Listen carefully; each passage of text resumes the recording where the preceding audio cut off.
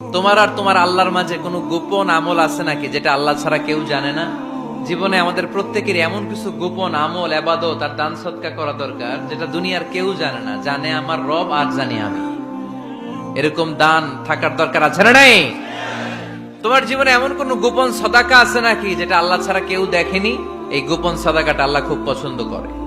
এখানে মাদ্রাসা, আজকে আমার ভাই অমুক ভাই দিবেন 2 লক্ষ টাকা, বলেন মারহাবা। এটা উনি আল্লাহর জন্য দিতে পারে, মারহাবার জন্য দিতে পারে, ঠিক কিনা?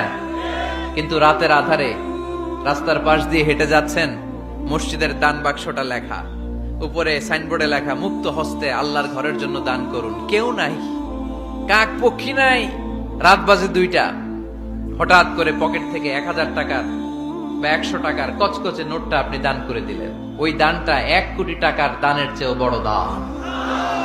কারণ দুনিয়ার কেউ তখন দেখে নাই, দেখেছে কে? কেউ যেটা